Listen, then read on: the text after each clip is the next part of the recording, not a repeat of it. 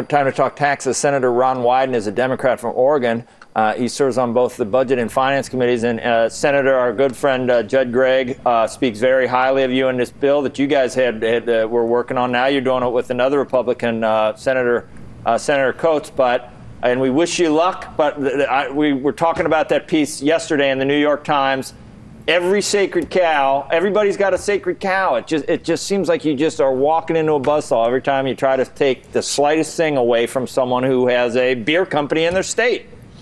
My sense is, though, that the super committee is now looking at tax reform because this is the door opener to a major agreement. The approach that I've had with Senator Gregg, Senator Coates, Democratic Senator Mark Begich is built around the approach that Democrats and Ronald Reagan took in the 80s, which is to go in there, clean out these ridiculous preferences, to hold down marginal rates and keep progressivity. And in the 80s, in the first 2 years after that tax reform was passed, we created 6.3 million new jobs. So I'm very hopeful that the super committee is going to go the tax reform route.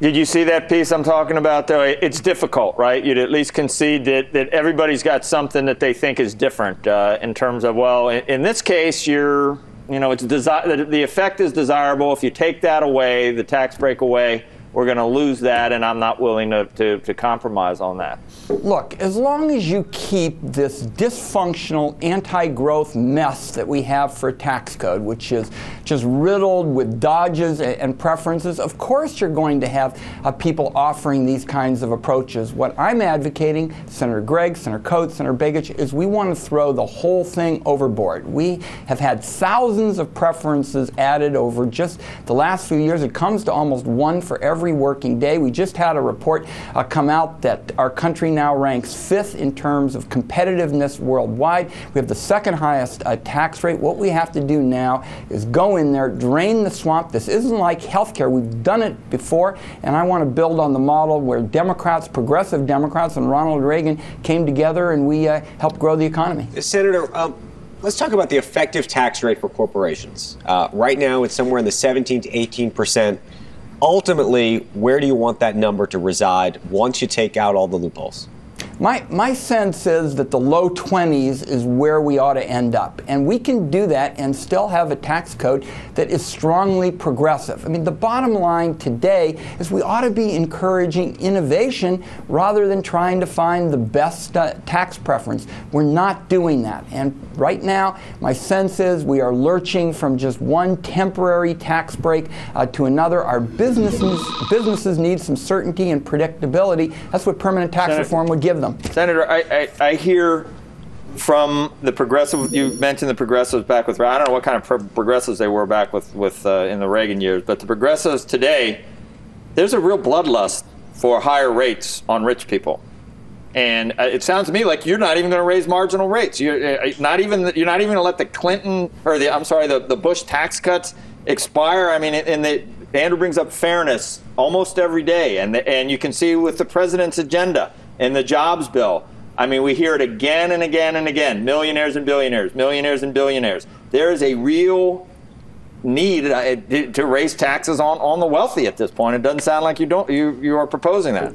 A bipartisan group of us in the Senate, and certainly the Bowles-Simpson proposal moves in this direction, want to throw the entire thing, overboard. And lower marginal rates? What we want to do, essentially, we keep the top bracket where it is. Of course, right now it's scheduled to go up to 39.6, but we want a tax system that gives everybody in America the opportunity to get ahead. And let me be clear on that. I want to be able to say to successful people, folks, we're glad you're successful. In the future, you're going to pay your fair share. You're going to be able to continue to be successful. But we also say to people who don't have much, you're going to have an opportunity to get ahead. Let's have a tax system that embraces an inclusive philosophy that gives everybody in America the chance to get ahead. So you're going to then specifically you will go back to 39.6. We'll let the Bush tax cuts expire and get rid of a lot of the write-offs, but keep the highest marginal rate where it is or back to 39.6 for people over where it is right now. That's part of your plan?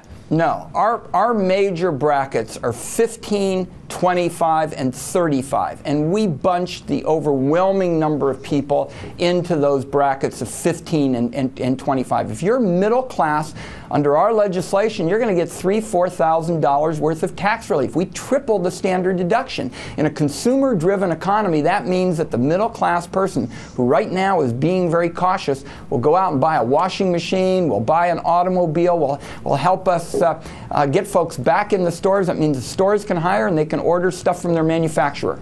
Senator, so your highest rate is 35%. You're not going to, I just want to clarify this. That's correct. 15, 25, and 35, with most people bunched up into 15 and 25. Right. What we do is move in the direction of the Democratic and Reagan approach of the 80s. They essentially had two brackets, top rate of 28. And where's capital gains and dividends? What we do is provide a 35% exclusion, and then above that, everybody is part of a progressive system. So folks who make... That sounds complicated. Well, not really. Folks who make all their income on capital gains, all of it, will pay a bit more in taxes. But you're also being fair to that elderly widow who just has a few shares, for example, of stock, and is using it to supplement her Social Security. We put capital gains on the same kind of progressive approach as the rest of the bill, which is consistent, again, with what Democrats and Ronald Reagan did in the 80s. What do you think it is, Bob? Oh, well, I think it's a better discussion that's currently being taken place by most of the Democratic leadership. So I think the senator is on the right path. I think the problem is now it's a little bit too late for this kind of discussion. I think the line has been drawn much lower in terms of taxes than what the senator and the other senators are working on in the House side. And I think it's going to be tough to talk about taxes in the abstract without talking about entitlement reform on the other side. On the other side. And so you've got to get both wings of the plane flying in this case. And without that, I think the Republicans are going to be pushing for a much deeper cut in taxes and to some extent deeper cuts in entitlements. I hope you could bring back the Reagan years. I'm not as confident that there's that emotion out there on either the current party of the Republicans in the House side particularly, and also I think a lot of liberal Democrats who do believe it's a winning argument to go after millionaires and billionaires. And whether you call it class warfare or whether you call it, sort of a fair way to change the tax and make it more progressive, the fact of the matter is you're not going to win friends and influence people by telling people like myself and others who worked all their lives to create value and wealth that you've done something wrong. And I think the senator's not saying that, but I'm saying that's the current mantra that's out there, and it's not contributing to a really positive debate. Let me say why I disagree. First of all, if you look at the super committee, the number of times tax reform is being brought up on both sides of the aisle. I mean, this is the topic that the tax reform, the super committee group keeps coming back to again and again. So it clearly is on the table. Our approach is consistent with the Simpson-Bowles approach. And my view is that if you can come up with a major tax reform proposal, that's the door opener to looking at a variety of other issues. This is the one hope for something big and bipartisan. And in terms of this being the right time, we actually have a specific bipartisan proposal. It is in legislative text. It has been scored by the Joint Committee on Taxation.